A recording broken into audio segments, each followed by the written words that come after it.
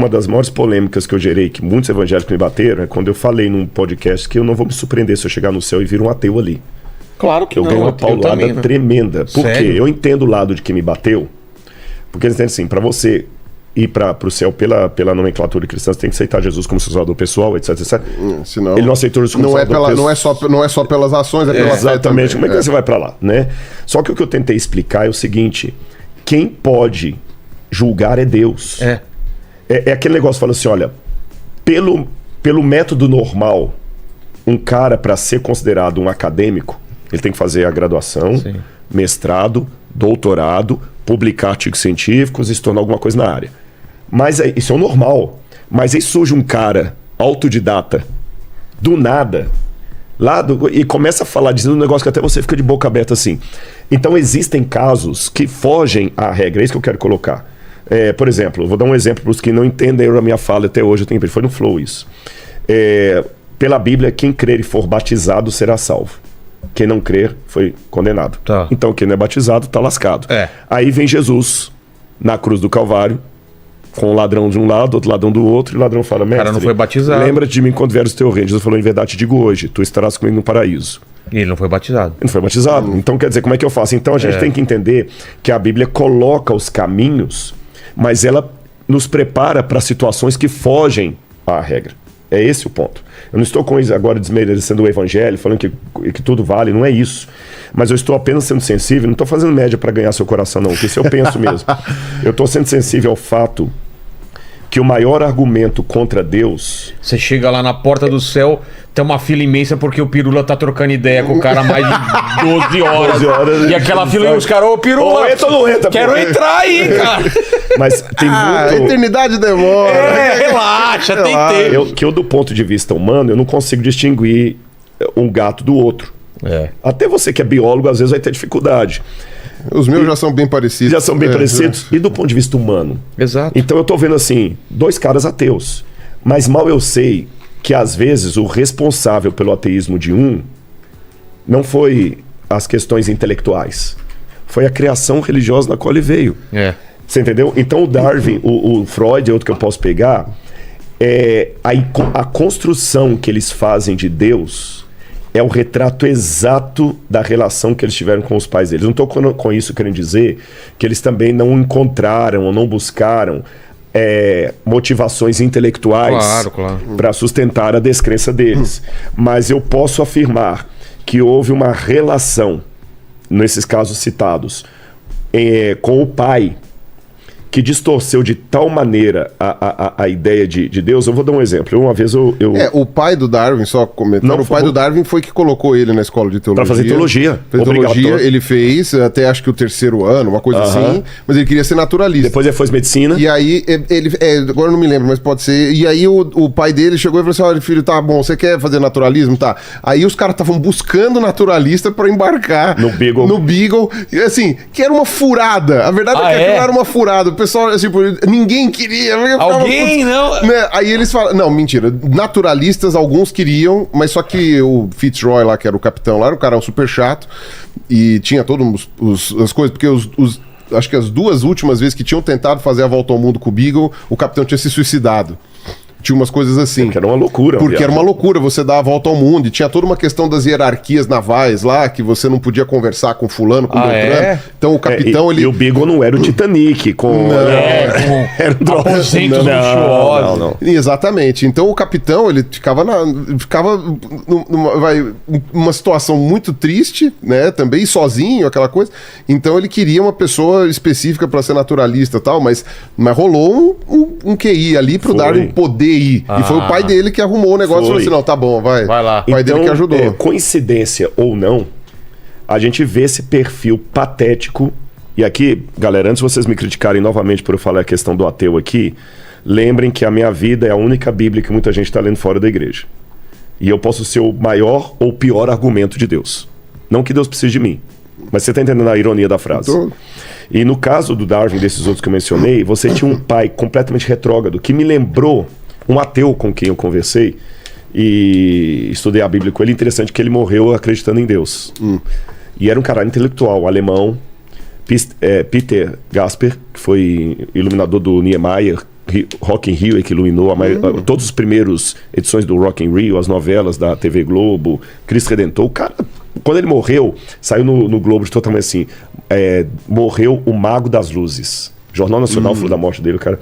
E alemão, você sabe que alemão tem uma cabeça mais cartesiana. Até o alemão já é uma língua filosófica. Tá? Alemão é a única língua que não se traduz, se explica. Que tem frase lá que você precisa de uma página para entender o sentido de um termo. E em teologia a gente é obrigado a estudar alemão, porque a teologia bebe demais ali, né? Especialmente protestantismo. Principalmente protestantismo, bebe mais lá do que no latim. Mas eu não falo alemão, tá? Quero deixar bem claro que é instrumental. É instrumental. É para ler alguma coisa. Mesmo assim, eu consigo ler.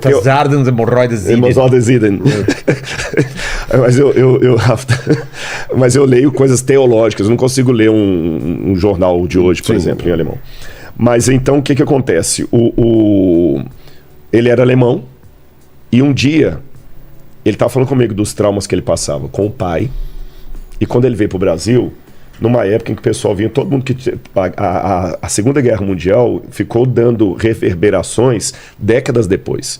Ainda nos anos 60, 70, tinha gente ainda migrando para o Brasil, fugindo da guerra que tinha acabado já em 45. 45. Tá certo? Tem gente ainda fugindo, porque a Europa demorou muito para se recuperar. Chegando no Brasil, todo o problema que ele recebia por ser alemão, aquela coisa toda, alemão também foi discriminado, todo mundo era nazista. E o pai, aquela criação severa. E ele viu muita destruição, muito efeito da destruição. Ele não viu a guerra, mas viu o pós-guerra. E um dia eu falei com ele, eu sei, Peter, o seu grande problema. Se tiver um cara lá em cima, eu falo apenas na linguagem que eu usei com ele, não diz respeito a Deus. Se tiver alguém lá em cima, é muito doído. Porque como é que você explica tanto sofrimento, tanta dor, tanta desgraça? É mais fácil emocionalmente imaginar que o céu está vazio, aí você não tem ninguém para odiar.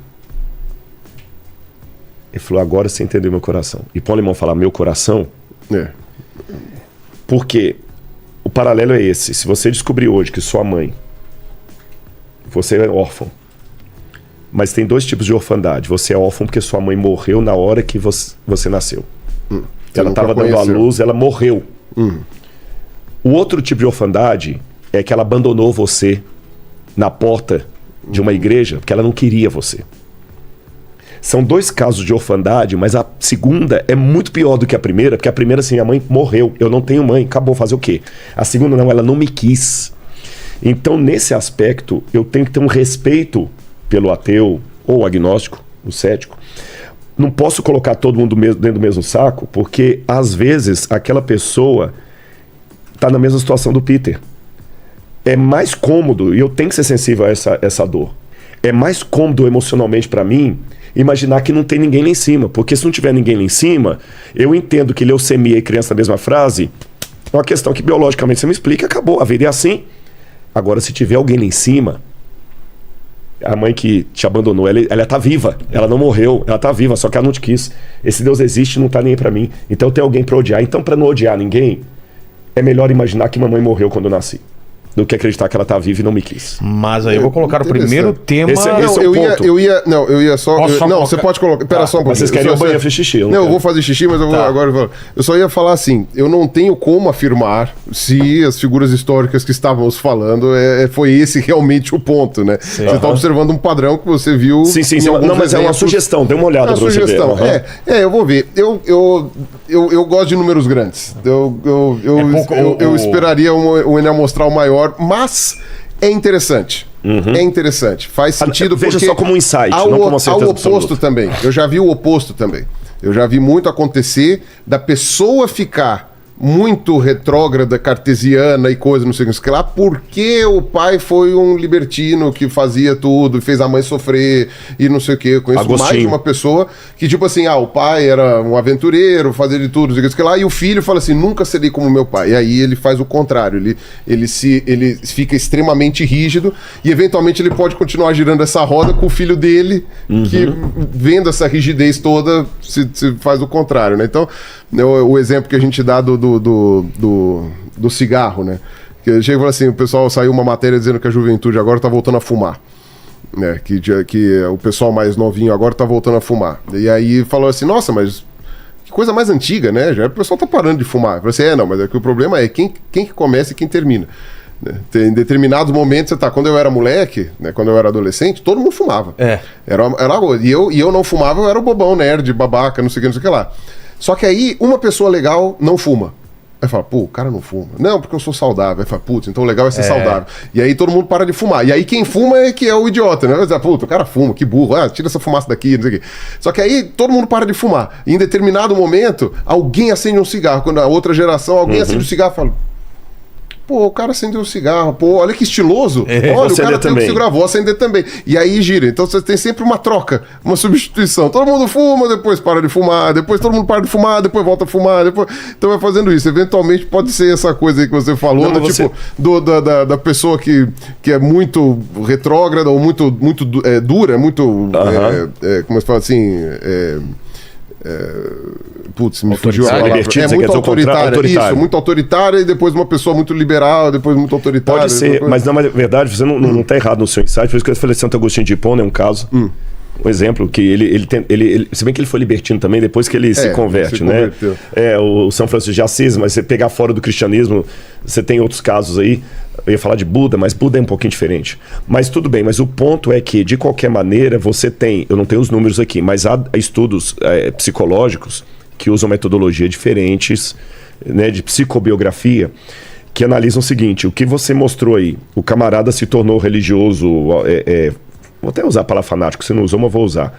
Bem fanático, porque tinha um pai liberal, e o outro se tornou ateu porque tinha um pai... conservador demais. De qualquer maneira, nós estamos... Um caso não exclui o outro, não anula o outro. Estamos mostrando perfis comportamentais que têm uma origem na relação paterna. O que me leva a concluir o seguinte. Aqui, por não ser processualista, eu discordo de padrões humanos muito cartesianos. Que esse foi o erro do arqueólogo processualista. Não vou falar que todo ateu é filho de um pai... conservador, autoritário, e nem todo... eu não sou, mas tudo bem. Exatamente, nem todo... Qual foi outro exemplo que você usou? E nem todo religioso é filho de um pai libertino. Exato. Né? Mas, mesmo que eu não possa fazer esse parâmetro de carro, esse parâmetro esperável na biologia, eu posso fazer, assim, linhas de comportamento que me levam a uma conclusão. Olha o perigo, a importância das relações sociais para moldarem a nossa crença ou a nossa descrença. Exato. Com certeza. E a partir disso a pessoa perguntar, a minha crença, e aí é uma pergunta que eu faço geral, eu faço para mim, Rodrigo, Pirula faz para ele, não é um tom acusatório, não estou te levando a pensar, mas é para o pessoal, cada um refletir para si mesmo. A minha crença ou descrença é fruto de um assentimento honesto que me deixa em paz, ou é a reação a um trauma que eu tive? Isso vale para os dois lados. Você é religioso porque você teve um encontro com Deus, ou você está querendo responder a uma coisa que você tem até um comportamento que beleza, mas por motivações equivocadas. Que geram... Você entendeu? Isso que você falou é muito interessante. Eu ia puxar esse assunto também.